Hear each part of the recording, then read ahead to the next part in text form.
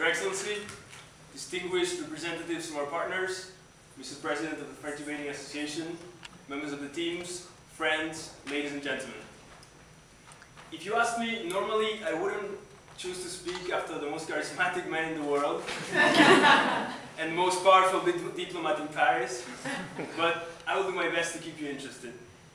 I am extremely grateful for their words, especially considering that we would not be here tonight if they hadn't been for their extremely gratifying help, trust, and support.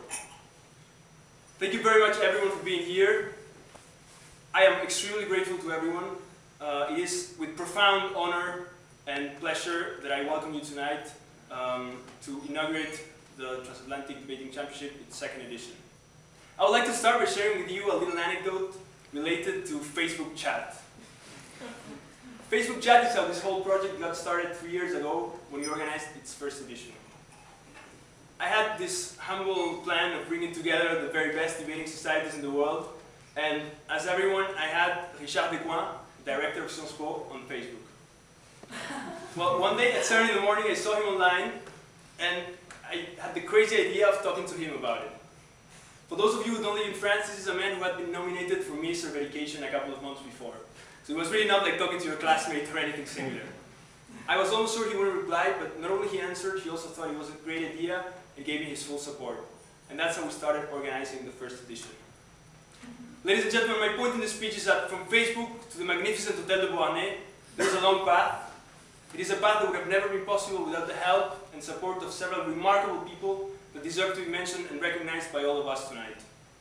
You do not make it from Facebook to the Hotel de Beauharnais without some diplomatic friends. And when it comes to diplomatic partners, we have them all.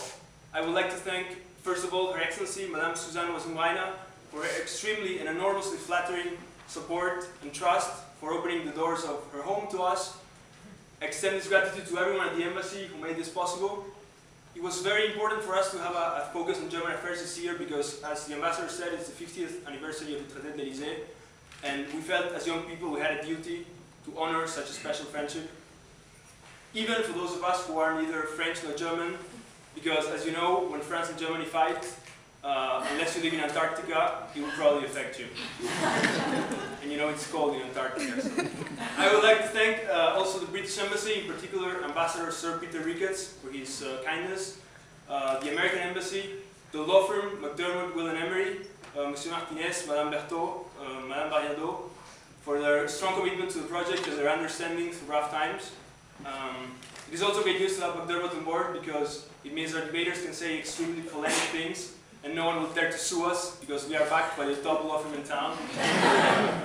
I would like to thank Guggenheim Partners Suisse, in particular Mr. Pablo Salman for his interest since the beginning, the DAAD, of course the French Debating Association, Declan. It is an honor to have been partners with you since the beginning.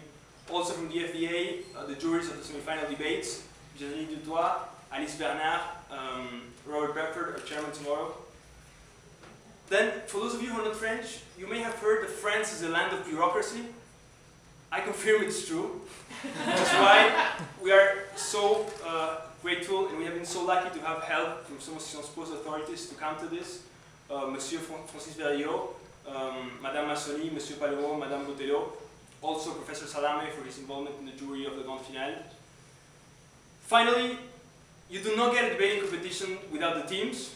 I want to acknowledge the team from Princeton University who crossed the Atlantic, as Declan said, the team from Cambridge who crossed the Channel, the Berlin Debating Union who crossed the Rhine, but also the team from École Polytechnique who crossed the Périphérique,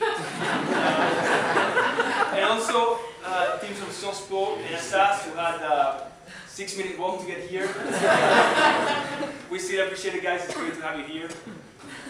In the name of all those in this organization, the incredibly talented John, Brioni, Armand, Julie, and Gaspard, we believe we can say thank you 100 times, but the true acknowledgement, the single most powerful way to thank you, will be through a high caliber of the debates. Let me just remind you that if you come tomorrow and on Thursday, you will see debaters sweating, bleeding, and crying. You will laugh, shout, and protest, but most of all, essentially, we believe you will have one of the most interesting and entertaining evenings of your life. Thank you very much for your attention.